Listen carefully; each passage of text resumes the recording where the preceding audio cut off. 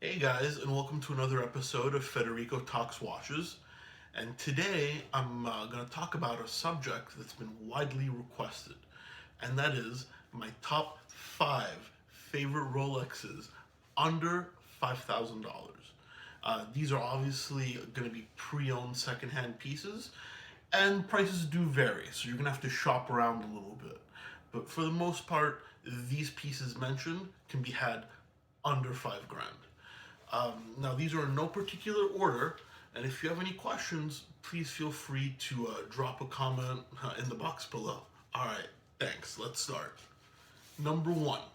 Number one is the Rolex Datejust 1601.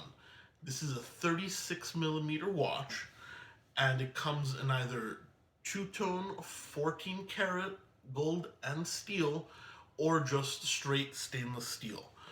This watch, these pieces are predominantly from the 70s, and they come on Jubilee bracelets. It's a really classic look. You can take them off the bracelet and put them on a Cordovan strap or wear them on a NATO. It's a really classic Rolex, and if you're going for that 80s, Patrick Bateman look, you can keep it on the two-tone bracelet. They're pretty cool, and you have a ton of dial choices as well. One thing you should watch out for when buying one of these models is the condition of the bracelet. I mean, a lot of the Jubilees can be really stretched out and wonky, so those you should probably stay away from because they can fall apart. I mean, this watch is 45 plus years old, so you probably want to get one with a better looking bracelet. But these can be had from anywhere from $2,000 to $3,000, and they should be, great looking Rolex, and especially for that price, can't be beat. Number two on my list, and one of my personal favorites, is the Rolex Submariner 14060. That's right, guys, you can get a Rolex sub for under $5,000. The 14060 is the no date version, which a lot of people like because they don't prefer the Cyclops on the dial. So, it could be a plus for that. However, they were less popular. They still have the holes case.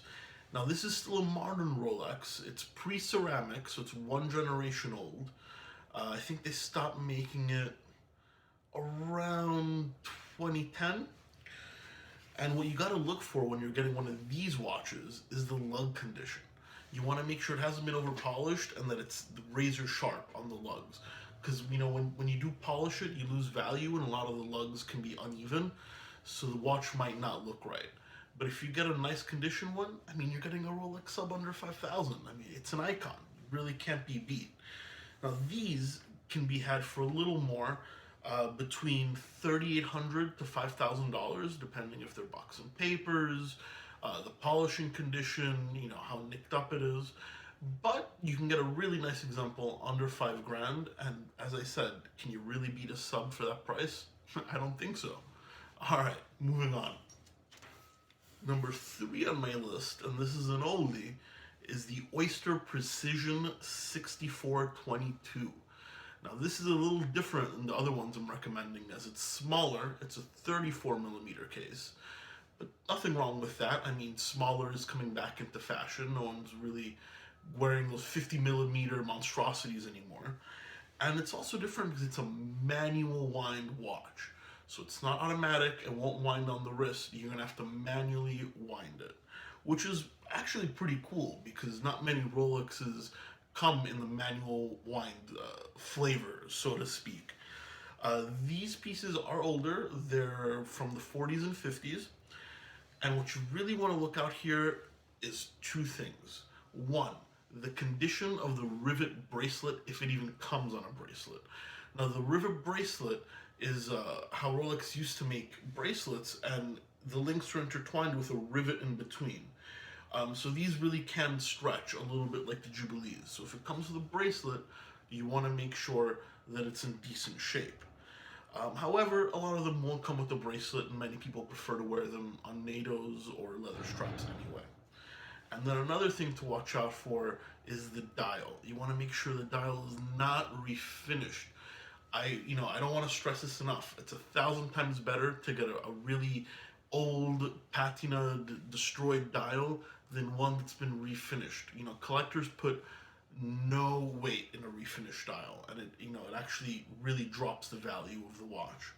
This is something really original that I like, because you won't see your friends walking around with one of these antique pieces, and it's really a special look.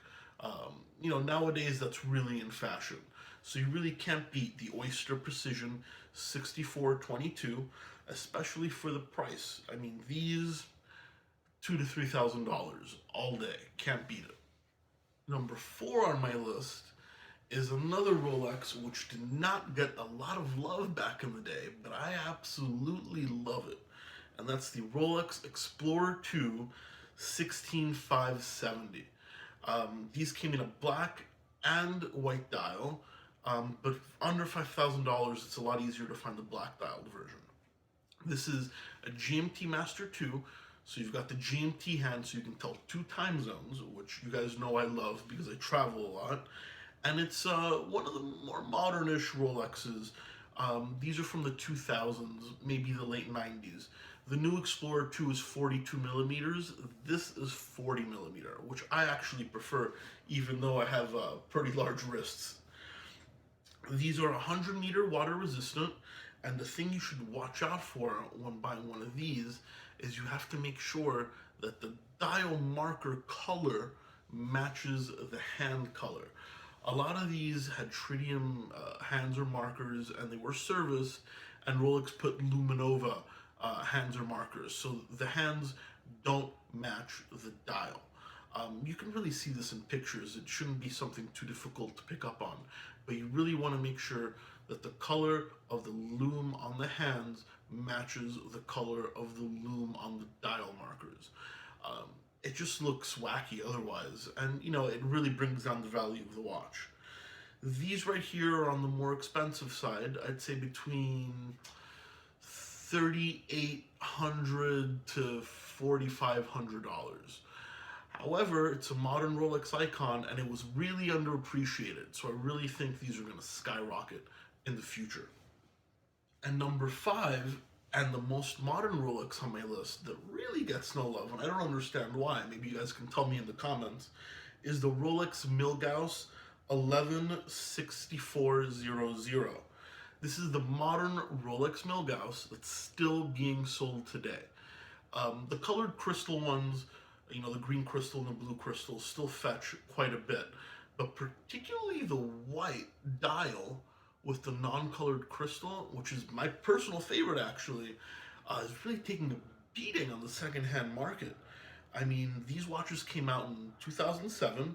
They've got a Faraday cage, so they're anti-magnetic, and they've got that really cool and playful sweeping second hand that's shaped like a lightning bolt, and it's orange. I mean, Rolex makes nothing like this. I mean, it's really, they usually make conservative pieces, and this is kind of fun. These can be had between 4,000 and 5,000, which is quite a bit off retail. Considering it's a Rolex, it's a steal. What you want to look out for with these is the polishing as well. You want to make sure the lugs are even, and that it hasn't been, polished to all hell. Honestly, and I'm going to go on a limb here, and I could be wrong, I'm not an expert on vintage Rolex, but with the prices these are going for now, I mean, I think these are going to be a hit in a couple of decades. I mean, as I said, Rolex has made really nothing like this in the past.